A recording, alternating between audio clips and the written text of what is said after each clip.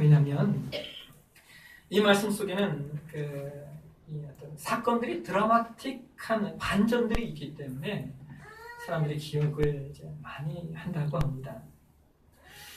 그런데 저는 구약에 있었던 여러 가지 사건 가운데 드라마틱한 반전이 또 하나 있다면 그것이 바로 오늘 저와 여러분이 봉독한 엘리야 사건이 아닌가 합니다. 여러분, 엘리야 선지자의 사건을 기억하십니까? 이스라엘 백성이 처음엔 한 나라였다가 솔로몬의 아들 르호보암이 왕으로 등극하였을 때 솔로몬 시대에 반란을 일으켜서 유배 갔던 여로보암이 돌아와서 결국에 나라를 쪼개버립니다. 그래서 이스라엘이 다윗 왕국의 정통성을 잇는 남유다, 남왕국과 그리고 이스라엘 10개 지파가 형성된 한 북이스라엘, 북왕국으로 나누어지죠.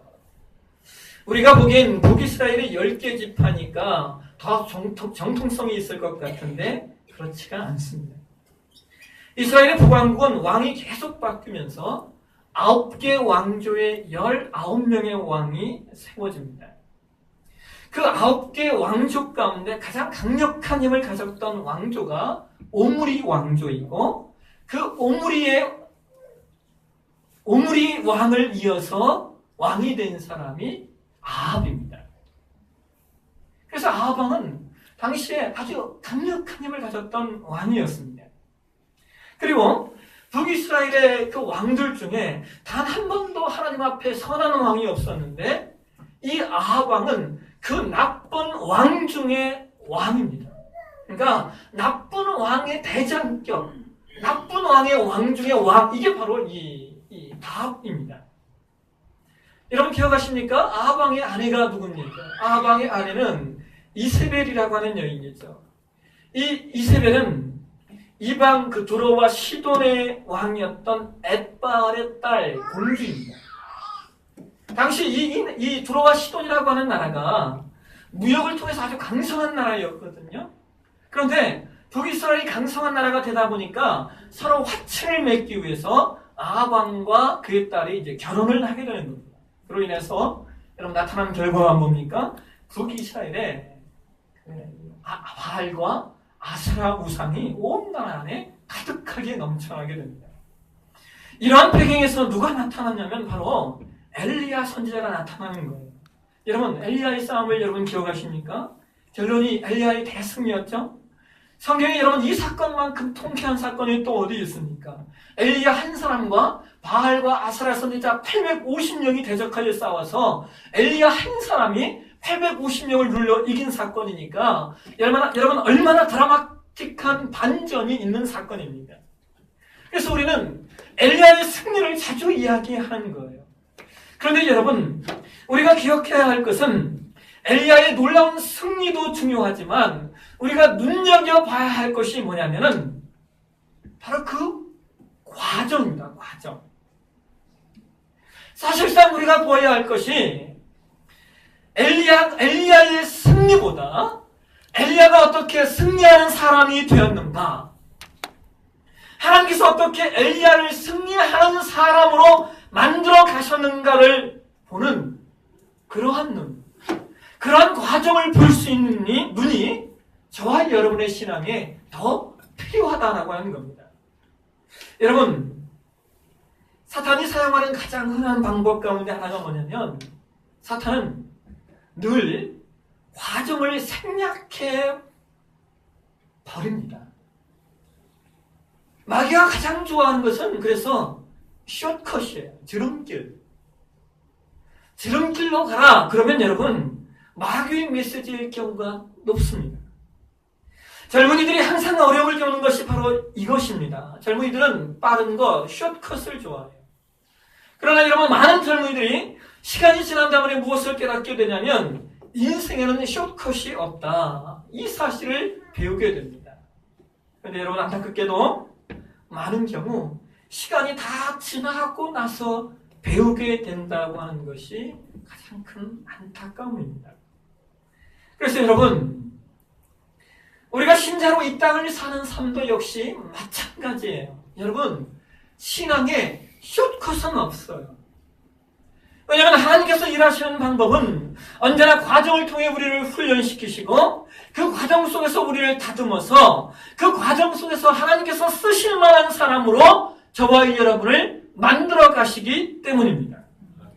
모세나 다윗이나 성경에 기록되어 하나님께 쓰임받았던 모든 인물들은 모두 다 과정이 있었다는 겁니다. 여러분, 세상사도 마찬가지 아닙니까? 뭔가 일을 이루었던 모든 사람들에겐 다 과정들이 있어요. 그래서 여러분, 세상에 뭔가를 이룬 사람들은요, 할 말이 많은 법이에요. 왜? 수많은 과정이 있었으니까요. 하나님은 저와 여러분의 인생과 삶을 만들어 가시기 위해서 과정을 주십니다. 여러분, 우리가 예수 믿고 하루아침에 거룩해지고 완전한 사람이 되었으면 좋겠는데 그렇지가 않아요. 그래서 이것 때문에 간혹 실망을 하시는 분들이 있는데요. 그것은 인간을 제대로 이해하지 못해서 나타나는 현상입니다. 여러분, 인간은 쉽게 얻은 것은 반드시 쉽게 잃어버릴 수밖에 없어요. 나아가서 그 쉽게 얻은 것이 많은 경우 우리에게 유익이 되는 것이 아니라 오히려 우리를 공격하고 파괴하는 수단이 되는 경우가 많습니다. 그래서 하나님은 인간을 너무나 잘 아시기 때문에 반드시 우리에게 과정을 두시는 겁니다. 오늘 우리가 공독한 말씀은 엘리야가 그 무시무시한 힘과 권력을 가졌던 아합에게 나타나서 그에게 하나님의 말씀을 선언하고 있어요. 여러분, 오늘 이 공독한 말씀, 이 엘리야 말씀을 가지고 제가 요즘 금요기도회에 계속해서 말씀을 좀 나누고 있는데요. 여러분, 우리 금요기도회에 은혜가 있습니다. 여러분 나오셔서 좀 참여하셨으면 좋겠어요. 우리가 작년에 금요 특별 집회를 했지 않습니까? 또 이유가 있어요. 여러분, 저는 그런 생각을 갖고 있어요. 우리 한국교회가 시급히 회복해야 할 때 것 중에 하나가 뭐냐면 금요기도회라고 생각해요. 한국교회에 점점 부르짖는 기도, 하나님 앞에 간절히 기도하는 기도들이 약화되고 있잖아요. 여러분, 한국기도회 옛날에 그 산에 올라가서 나무 붙잡고 기도하는 기도에 열심히 있었는데 약화되고 있다고요. 그래서 저는 금요기도회를 좀 깊이 기도하는 시간, 부르짖는 기도의 시간으로 좀 만들어 보려고 합니다. 여러분 많이 좀 참여하셔서 함께 기도해 주셨으면 좋겠습니다. 광고였습니다. 광고. 많이 와서 참여해 주셨으면 좋겠어요. 오늘 본독한 말씀 1절에 보시면 엘리야가 여러분 멋지게 나타나서 말하고 있어요. 1절 한번 보실까요? 우리 같이 한번 읽겠습니다. 길르앗에 구하는 자 중에 지스 사람 엘리야가 아합에게 말하되 내가 섬기는 이스라엘의 하나님 여호와께서 살아계신 두고 맹세하노니 내 말이 없으면 수년 동안 비도 이슬도 있지 아니하리라 하니라. 여러분, 길르앗이 어딘 줄 아십니까? 이 길르앗은 지금의 시리아에 가면 골란 고원이라고 하는 아주 높은 고원이 하나 있는데요. 그 골란 고원의 한 골짜기가, 그 산맥 꼭대기 한 골짜기가 길르앗이에요. 무슨 말이냐면 변방 중에 변방입니다.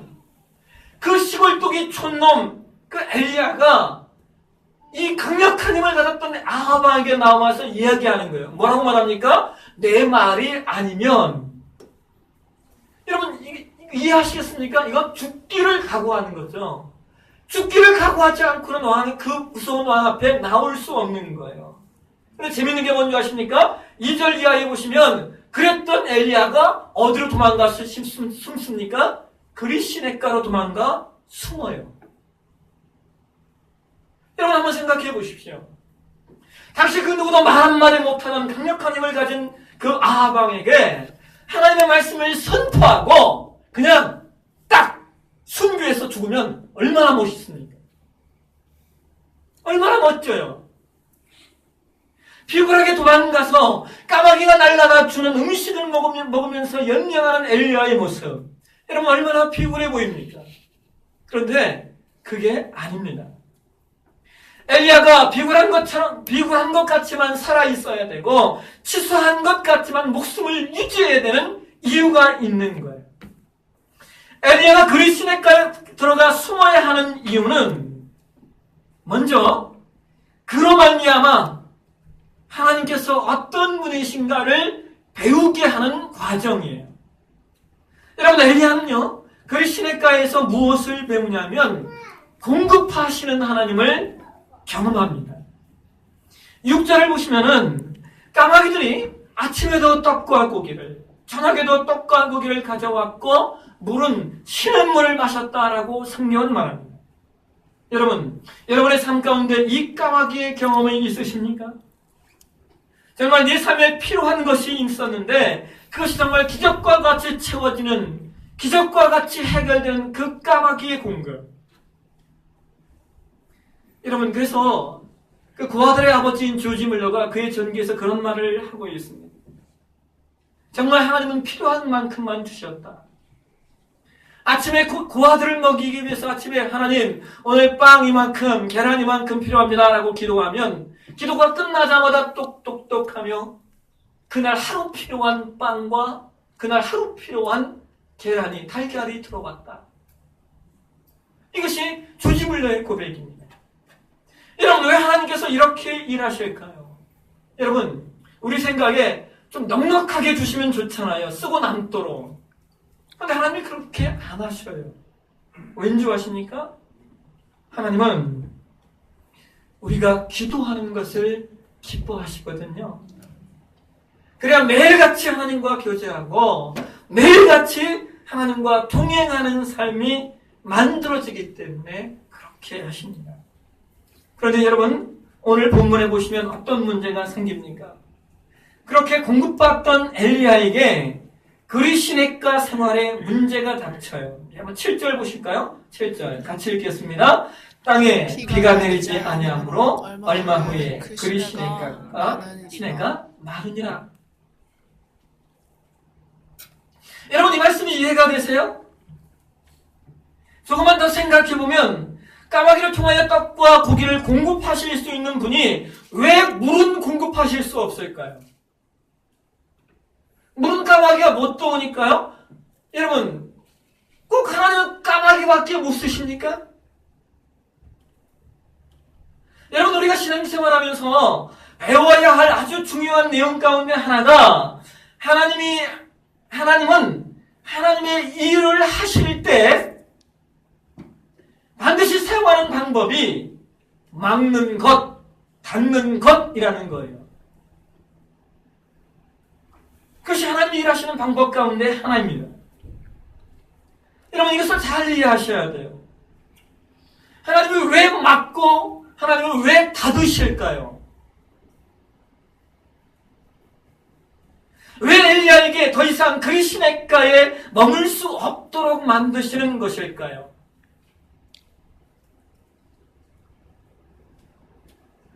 여러분, 하나님께서 어떤 상황에서 뭔가를 막으시는 이유, 뭔가를 닫으시는 이유는 다른 길, 다른 문을 여시기 위함입니다.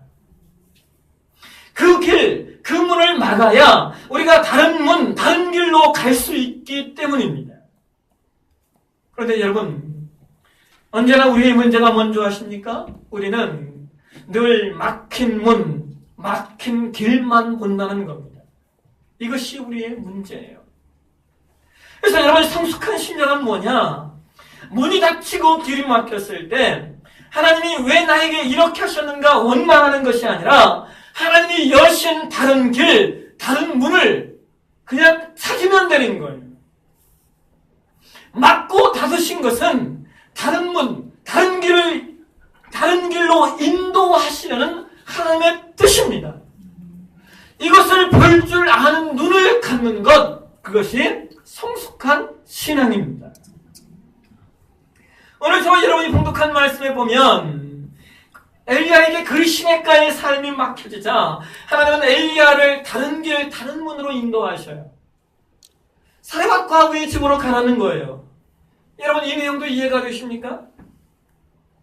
그냥 까마귀를 통해 주시지 멀쩡한 남자에게 여인네, 그것도 과부, 거기에 애까지 딸린 그런 여인에게 다시 한번 읽겠습니다. 그가 이르되 당신의 하나님 여호와께서 살아계심을 두고 맹세하노니 나는 떡이 없고 다만 통에 가루 한 움과 병에 기름 조금뿐이라 내가 나뭇가지 둘을 주어다가 나와 내 아들을 위하여 음식을 만들어 먹고 그 후에는 죽으리라. 여러분, 이 상황이 이해가 되십니까? 이제 남은 음식 다 긁어 먹고 죽으려는 여인에게 엘리야가 뭐라고 말하는 거예요? 물 가져와라, 떡 가져와라, 지금 그러고 있는 겁니다. 그런데 여러분, 그럼에도 불구하고 엘리야가 그 집에 가야만 했습니다. 왜 그렇습니까? 그 불쌍한 과부와 그 불쌍한 과부의 자식을 살려야 했기 때문입니다. 오늘 본문의 말씀 14절 이하에 보면 엘리야가 그 집에 들어간 다음에 통에 가루와 병의 기름이 떨어지지 않았다고 성경은 말합니다. 더 놀라운 것이 무엇인 줄 아십니까? 오늘 우리가 읽지는 않았지만 17절 이하의 말씀에 보게 되어지면 과부의 아들이 죽습니다. 그런데 엘리야가 그 아들을 살려요. 근데 여러분, 사실요, 과부의 아들이 산 것보다 더 놀라운 일이 무엇인 줄 아십니까? 우리 24절 말씀 한번 보실까요? 24절 같이 한번 읽겠습니다. 여인이 엘리야에게 이르되 내가 이제야 당신은 하나님의 사람이시요 당신의 입에 있는 여호와의 말씀이 진실한 줄 아노라 하니라. 여러분, 더 놀라운 기적이 바로 이거예요. 그 여인이 누굴 만났습니까? 하나님을 만났어요. 그 여인이 진실하게 하나님을 만났다라고 하는 것, 그것이 기적입니다. 오늘 우리는 이 말씀 속에서 두 가지 교훈을 받아요. 하나님은 우리에게 언제나 과정을 만드신다. 왜요? 우리를 훈련시키시고 우리를 더 건강하게 하시기 위해서 말입니다. 또 하나는 무엇입니까? 우리의 인생의 문이 막히고 길이 막히는 이유는 또 다른 문, 또 다른 길을 하나님이 여셨기 때문이다. 왜 그렇게 또 다른 길, 또 다른 문을 여시는가? 우리가 하나님의 하나님 주심을 더 깊이 알게 하시고 또 더 나아가서 우리로 생명을 살리는 일, 하나님의 선하신 일에 우리를 사용하시기 위한 하나님의 뜻이 거기 있기 때문입니다. 여러분, 오늘은 우리가 2014년 1년의 계획을 세우는 날입니다. 여러분, 교회에 왜 사역이 필요합니까? 그것은 우리가 하나님의 사람으로 더 깊어지는 과정이기 때문입니다. 우리가 그 속에서 많은 것을 배우게 돼요. 특별히 오늘 말씀처럼 하나님이 여시는 다른 길을 볼 수 있는 눈, 그 지혜를 사역 속에서 우리가 발견하고 깨닫게 됩니다. 그렇기 때문에 우리가 교회 사역에 열심히 동참하셔야 되는 겁니다. 어떤 면에서 부담이 되긴 하지만은 부담이 없어서도 안 되잖아요.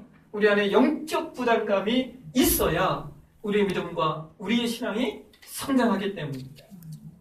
올 한 해 모든 과정을 통해 우리가 가야 할 길을 배우고 또 깨닫게 하시는 그 하나님의 은혜가 저와 여러분의 삶 가운데 풍성한 한 해 되시길 주의 이름으로 축원합니다.